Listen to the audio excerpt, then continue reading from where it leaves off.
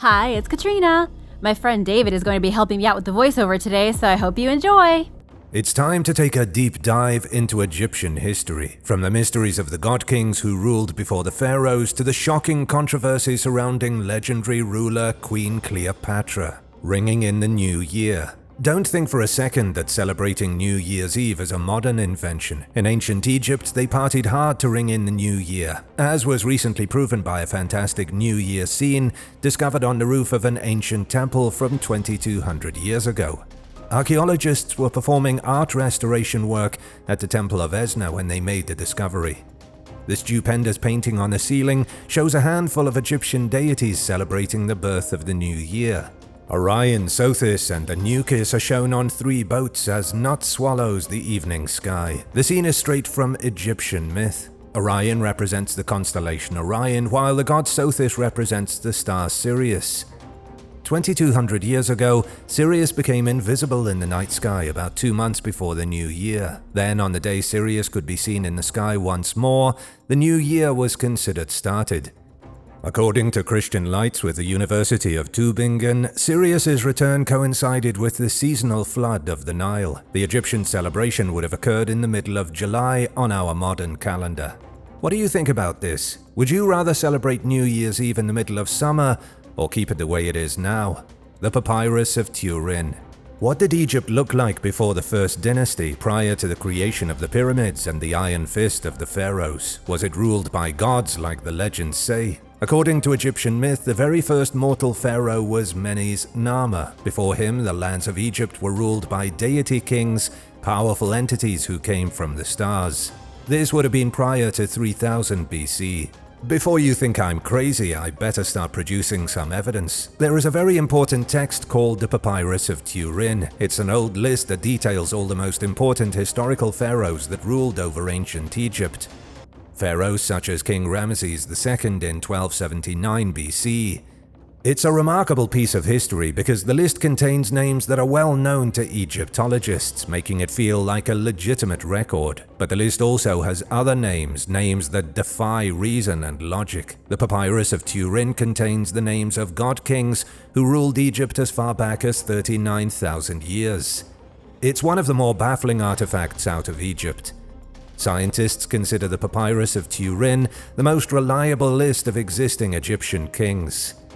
Each ruler's reign is divided into months and days, with the whole history divided into specific dynasties. Yet at the same time, with the addition of the mythical kings from tens of thousands of years ago, the list is considered unreliable. It's a real catch-22. The papyrus isn't the only artifact found that suggests Egypt was ruled by godly creatures in prehistoric times. The Palermo stele is a humongous stone inscribed with the names of pre-dynastic rulers of Egypt. It references Horus, a known god, as a real physical ruler. It also says Thoth, another Egyptian god, ruled the lands from 8670 until 7100 BC. According to ancient Egyptian priest Manetho, the Library of Alexandria contained even more texts proving the existence of godly beings ruling Egypt for hundreds of years at a time. Unfortunately, all those records were burned in the fire when the library was destroyed.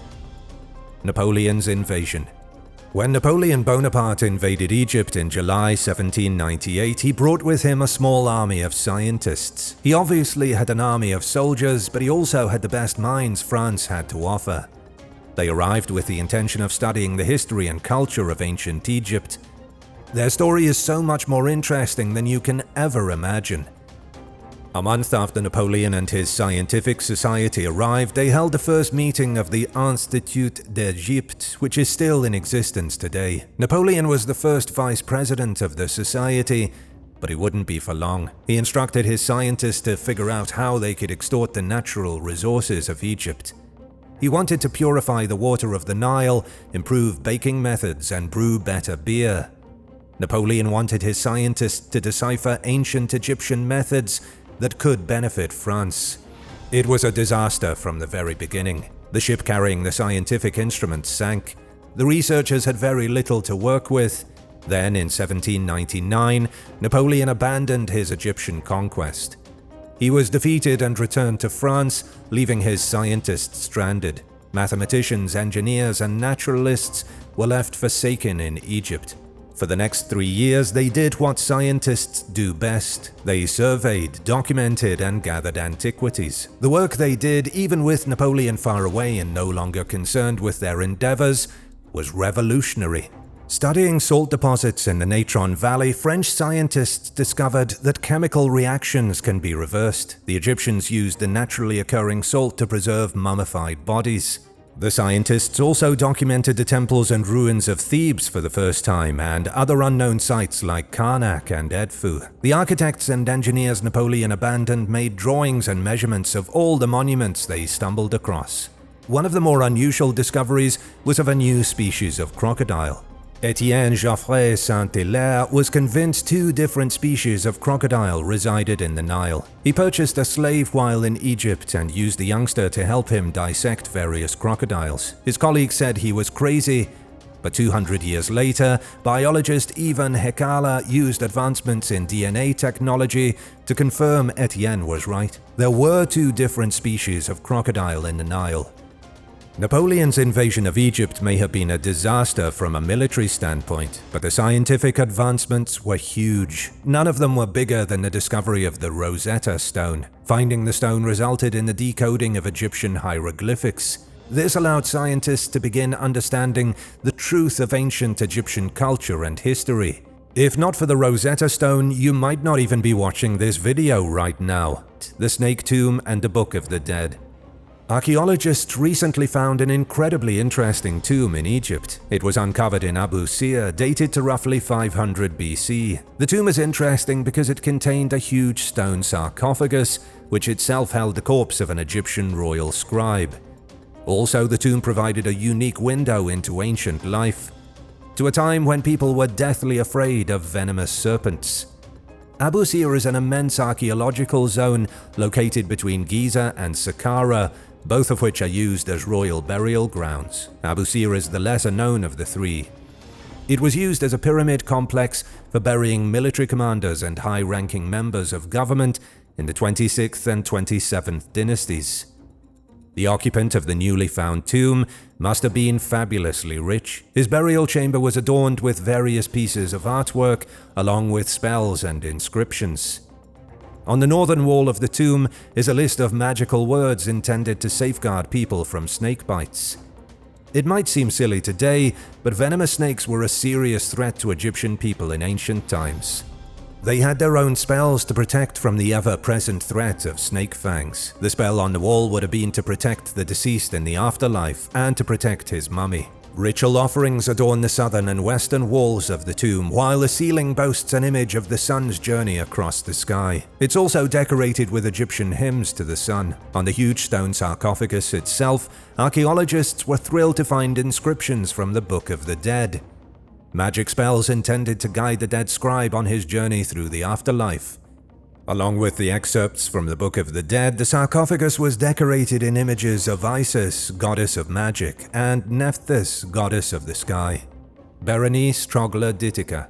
On the shores of the Red Sea, Berenice Troglodytica was a wealthy seaport in the days of ancient Egypt, and also a place of extreme burial rituals. Nowadays, the city looks like little more than a few mounds of rock amidst the barren wasteland of Egypt's hot desert. Its secrets are underneath the sand. Recently, archaeologists found a humongous tomb from 1500 years ago, filled with unusual skeletons. When researchers opened the tomb, they found a scene of inexplicable horror. Normally, Egyptian tombs contain bodies that were laid to rest peacefully.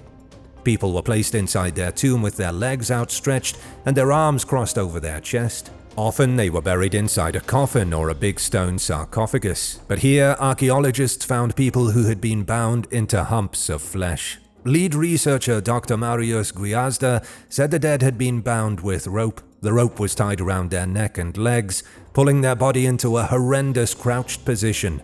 But why such brutality? In the 2nd century BC, Greek historian Agatharchides wrote of a bizarre funerary custom being practiced in Egypt. The historian said the tribes of the eastern desert bound their dead in rope, turning them into crushed balls before they were stuffed into tombs. However, he didn't give any useful details as to why such a weird funerary custom was practiced.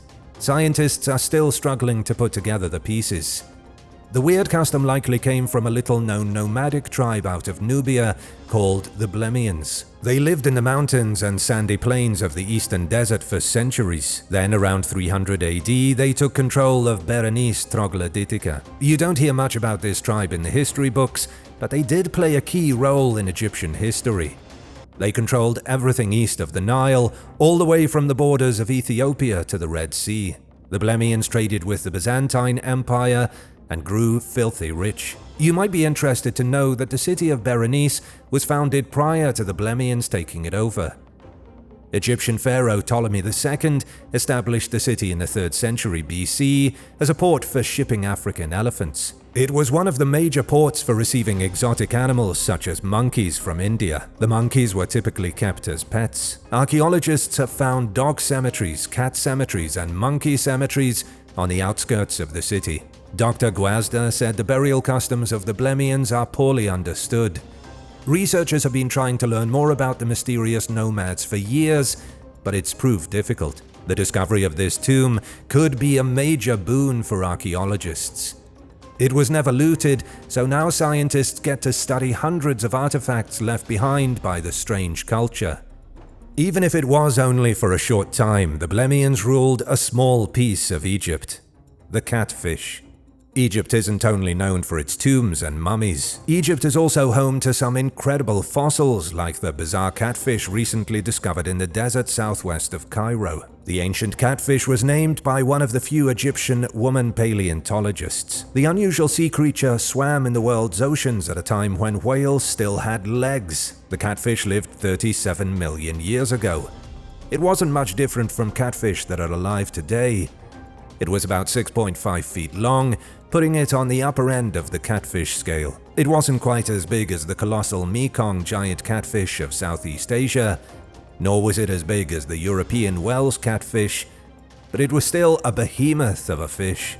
This story is about so much more than a catfish, though. The spectacular fossil was uncovered in the dry and empty realm of Wadi al-Hitan, which translates to the Valley of the Whales. Usually, the fossilized creatures discovered here are huge. Scientists have found a ridiculous number of prehistoric whale bones. The sandstone cliffs were once submerged by a vast ocean. For a reason nobody can completely figure out, whales had a habit of dying here. Over millions of years, dead whales built a graveyard with their bones. But not all the whales were the same. So many whales died in this ancient ocean that scientists have been able to document their evolution. There are fossilized skeletons of whales with the legs they had when they used to walk on land. There are also fossilized skeletons of whales in the midst of losing their legs and growing whale flippers. The fossil record here shows an almost complete timeline of whales transforming from land animals to giants of the seas. Many people don't realize it, but there's no place better to study evolution than the Egyptian desert. Paleontologists have also found the fossils of sharks, turtles, rays, and crocodiles. And of course, the brand new species of catfish. It was named Quamautus by brilliant researcher Sana El-Sayed. She's the first Egyptian woman to lead an all-Egyptian team of scientists to study prehistoric catfish. And now for number 12, but first it's shout-out time. I wanted to give a big thank you to Dave Prince 2578 and Gabrielle Schmidt 1435 for supporting this channel. Be sure to subscribe if you haven't already for more videos like this. Sunk in Egypt. More and more amazing treasures are being discovered off the coast of Alexandria, in Egypt's most spectacular sunken city. Scratch that, in the world's most spectacular sunken city.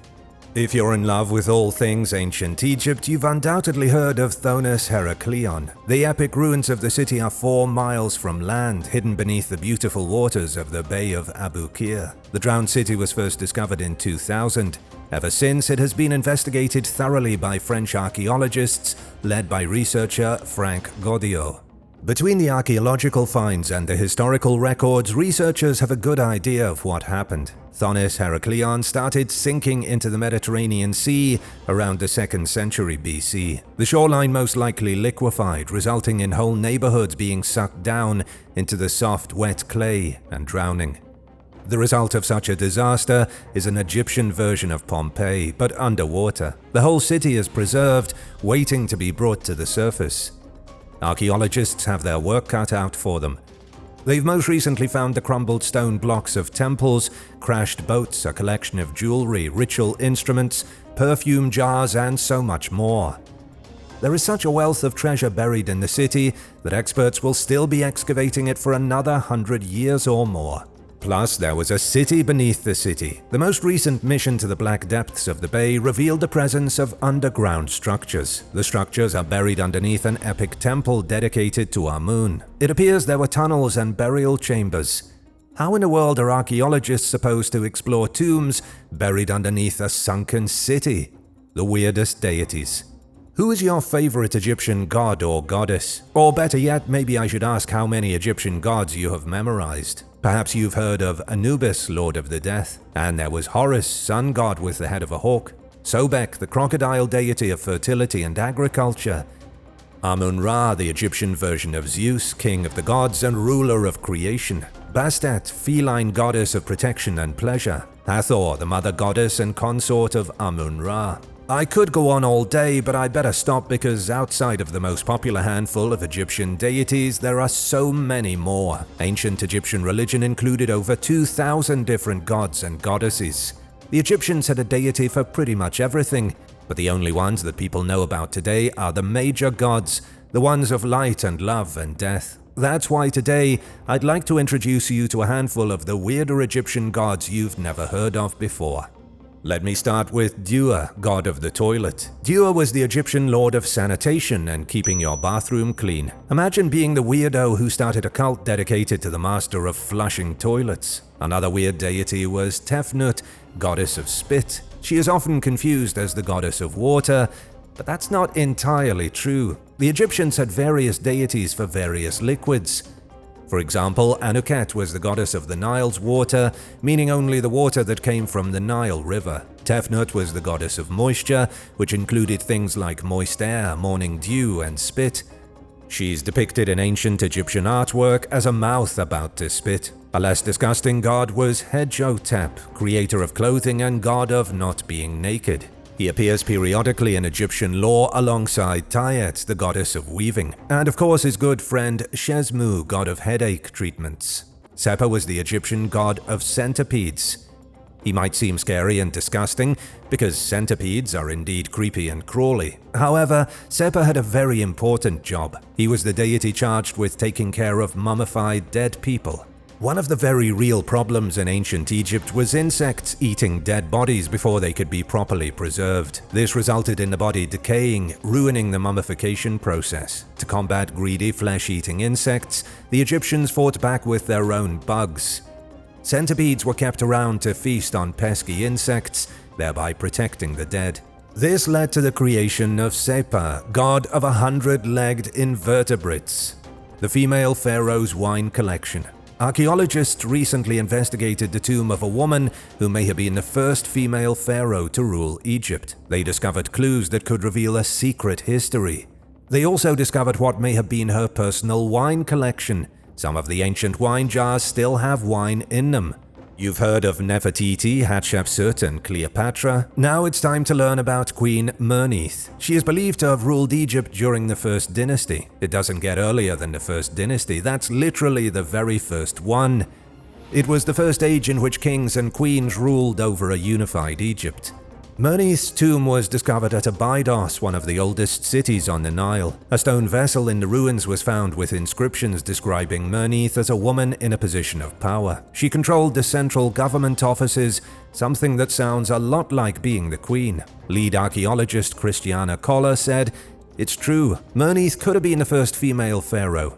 At the same time, Christiana admitted there isn't quite enough evidence to say 100%. Instead, she has her own theory. Christiana thinks Mernith may not have been the all-powerful pharaoh. She may have been more of a bureaucrat, perhaps the person in charge of the treasury and other government offices. Either way, Mernith must have been an incredible woman. Hers is the only woman's tomb found in Abydos from the First Dynasty. No other known woman was important enough 5,000 years ago to receive her own tomb. Maybe Mernith was the first queen in Egyptian history. Maybe she was the first powerful woman bureaucrat. It's too tough to say right now, though archaeologists are working on uncovering her secrets. In the meantime, let's take a look at those wine jars. The jars of wine found during the excavation of Merneith's tomb are spectacular, but how many do you think she was buried with? After all, how many jars of wine could a potential queen need in the afterlife? There were hundreds of them. Hundreds and hundreds of preserved wine bottles, some with the jar stoppers still intact. Some still had traces of wine in them. The sheer amount of wine is another reason many experts believe Merneith was Queen of Egypt. It's hard to imagine a bureaucrat being buried with hundreds of jars of valuable wine. Plus, Merneith's tomb was found near 41 much smaller tombs. The smaller tombs belonged to her servants both in life and death. They were people cursed to be slaves to Merneith in the afterlife. Typically, queens are the only women who get to be buried with a small army of servants. Would you drink vintage wine that belonged to an Egyptian queen? Let me know in the comments. World War II landmines. There is a dark piece of history lurking in the deserts of northern Egypt, but it isn't what you think. It isn't from ancient times or from the days of the Islamic conquests. This dark piece of history is only a little more than 70 years old. Scattered across northern Egypt are the deadly remnants of World War II. I'm talking about landmines. Or more specifically, unexploded landmines. Landmines that were buried during the conflict of the 1940s are still reportedly killing people in the local community. There are modern victims of World War II dying because of these forgotten bombs. Europe often gets the attention in World War II documentaries, but North Africa, and especially Egypt, was a key battleground. In 1942, there was a tremendous battle between the Axis and Allied forces. The British pushed the Germans out of Egypt and into the desert of Tunisia. Both sides heavily used mines due to the lack of natural barricades. There weren't trees or cliffs or valleys like in Europe for defense. About 500,000 landmines were used as defensive barriers near the coastal town of El Alamein. Today, Bedouin nomads are the main occupants of the area, humble villagers and farmers. Many continue to find landmines out in the sand and unfortunately lose a leg in the process, or sometimes their life. The Nag Hammadi Library. There was a discovery made in Egypt in 1945 that very few people talk about anymore, yet the discovery is the most important in the history of Christianity. The only other thing to compare it to is the discovery of the Dead Sea Scrolls. It's honestly difficult to say which discovery holds more significance in the religious world. The discovery was made near the small town of Nag Hammadi. 13 books of papyrus bound in leather were found buried in a perfectly sealed jar. The 13 books make up a collection of 52 Gnostic Gospels and ancient books on the apocalypse. There's also a partial translation of Plato's book Republic, which seems totally unrelated to the rest of the library. The codices were most likely hidden by monks in the 4th century when Gnosticism was deemed heretical. Alexandrian bishop patriarch Athanasius made it his business to ban Gnostic writings. Along with the Theodosian decrees of the 390s, the Christian orthodoxy was given supreme control. Anything that didn't agree with the official Christian doctrine was suppressed with great prejudice. Knowing that their work was going to be destroyed, it's believed a group of monks from the St. Pachomius monastery stashed these esoteric treatises in a jar and buried it. The jar remained buried until the 20th century.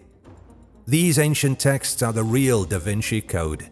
One of the books from the collection, the Gospel of Philip, even inspired the popular novel. The book details the secret relationship between Jesus and Mary Magdalene. Many of these holy books contain subject matter you simply can't find in the modern Bible. If not for the monks who had the foresight to bury their knowledge, many of these writings would have been lost forever. Such as the Gospel of Thomas, a phenomenal work that only exists in the Nag Hammadi Library. It contains the esoteric teachings of Jesus Christ that the church does not want you to know about. The Gospel claims doubting Thomas was the only one of Christ's disciples who truly understood his message. The book essentially paints Jesus as not the savior of humanity, but a wise teacher of secret knowledge no more supernatural than the Buddha. A toothy tumor. While poking through an Egyptian cemetery, archaeologists came across something truly disgusting. There really isn't any other way to look at it. This thing is gross. Researchers found an ovarian tumor attached to the corpse of a dead woman from 3,000 years ago. The tumor was lodged in her pelvis a foul mass of bone and teeth. The horrendous artifact is essentially a tooth tumor. It really does have teeth sticking out of it. It's believed this is the oldest known example of a teratoma. What is a teratoma, you ask? It's a rare kind of tumor that can grow on a person's ovaries or testicles. Yeah, it's as uncomfortable as it sounds. A teratoma typically fills with different types of tissue such as bone, teeth, muscle, and hair. It will grow into a spongy clump of human genetic material. It leads to swelling, as you can well imagine, and as you likely don't want to imagine, severe pain. Luckily, you and I live in a time where teratomas can be removed through a relatively simple procedure. 3,000 years ago, trying to remove a teratoma from a woman's ovaries would have most likely resulted in death. Her skeleton was wrapped in a plant fiber mat and buried with a small assortment of grave goods. One of the treasures she was buried with was a ring decorated with an image of Bes, the Egyptian fertility goddess and deity of childbirth. The ring would have been considered a magical object, something believed to help with pain and healing. As her tumor grew, the woman must have been searching for magical answers to protect her from the agony. Sadly, bioarchaeologist Gretchen Dabbs said the tumor victim didn't live long. She was dead by the age of 21. Recent Sakara discoveries. Sakara is one of Egypt's most remarkable archaeological zones. It was once the principal necropolis of Egypt, meaning it was the greatest burial ground in the whole country. It served the city of Memphis, which was the capital of Egypt in the First Dynasty. The graveyard was used all the way until the Christian era, around 2,000 years ago. It contains the oldest pyramid and some of the most impressive tombs ever found. It's impossible for me to get into all the discoveries made in Sakara without talking non-stop for hours. But I can tell you about a few things, like the Step Pyramid of Djoser. It is the earliest example of an Egyptian pyramid. Unlike the pyramids at Giza, this one was tiered. Just like the pyramids in places like Indonesia and Mexico, it has steps. The Pyramid of King Teti is another of the great finds at Sakara. Teti established the 6th dynasty in 2345 BC. In 1853, archaeologists uncovered a massive pile of rubble and a steep pathway leading to a funerary chamber. This turned out to be Teti's destroyed pyramid. He's one of the more mysterious characters from ancient Egypt because little was written down during his reign. It's believed he was murdered by his guards, but experts don't know why. New discoveries are being made all the time at Sakara. Researchers recently unveiled 5 tombs from about 4,200 years ago, dug beside a crumbling and forgotten pyramid. The tombs were discovered in such an amazing state of preservation that the wall paintings are still vivid with color. These tombs are from around the end of the 6th dynasty, when the government collapsed and Egypt split in half. For the next few decades, Egypt was divided into individual groups, each one ruled by a local chief. The collapse of the central government pushed Egypt back into the days of barbarian tribes and city-states. The 5 tombs didn't belong to particularly important people in the grand scheme of things, but thanks to the amazing preservation, archaeologists were easily able to learn their names. One of the tombs belonged to a priestess of Hathor, goddess of love and fertility. The name inscribed in her burial chamber is Betty, Cleopatra's truth. There's been a lot of controversy surrounding Cleopatra recently. To be blunt, there is significant controversy surrounding her skin color. It might be time to set the record straight about the most famous woman of the ancient world. Who was Cleopatra? She was the 7th of her name, last ruler of the historical period known today as Ancient Egypt. She was the last of the Ptolemaic dynasty, which lasted 300 years since the death of Alexander the Great. Cleopatra had a son with Julius Caesar, plus 3 children with Mark Antony. She died following Octavian's invasion of Egypt in 30 BC. Cleopatra's face is immortalized thanks to many artifacts recovered from the ancient world. Coins and statues, for example. There is also a beautiful relief of Cleopatra and her son Caesarion at Dendera Temple. However, Cleopatra's body has never actually been found. Archaeologists also believe the depictions of her on coins and reliefs were most likely not accurate. Her immense beauty may have been exaggerated. Much in the same way many ancient kings were depicted as being muscular and handsome when they were in reality hideous. Here is what archaeologists can say for sure about Cleopatra. Her father was Greek. She also considered herself Greek, even though she portrayed herself as Egyptian for political reasons. Researcher Andrew Kenrick from the University of East Anglia said Cleopatra married within her own family. She married her brother Ptolemy, just as her ancestors had married their own siblings. Even the former Antiquities Minister of Egypt, Zahi Hawass, said Cleopatra was biologically Greek. Documented history shows she most certainly had pale, milky skin. Cleopatra wouldn't have looked much like the people of Egypt, whom she ruled over. More Sakara tombs. Archaeologists at Sakara have found yet another series of amazing tombs. Much like the ones I discussed earlier, these tombs are ancient. They date from between 1800 and 4800 years ago. What makes them so intriguing is that they were found filled with colorful mummy masks and one very unusual statue. Let's start with the mummy masks which were worn by the dead during the Roman era between 29 BC and 641 AD. Mummy masks were typical of Romans who brought their own unique flair to traditional Egyptian burials. Romans loved the idea of mummification, but they had to make it their own by adding bits of Greco-Roman styling.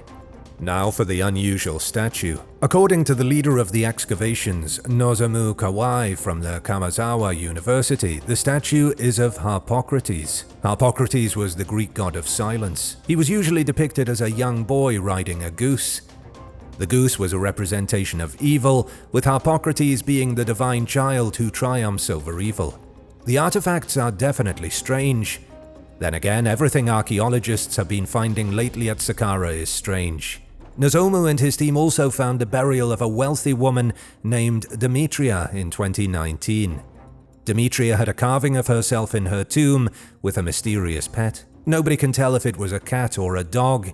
Clearly, Demetria loved her four-legged friend a lot. What is your favorite mystery from Egypt? Let me know in the comments, and thanks a lot for watching. Don't forget to hit subscribe and come back soon for more videos on ancient history.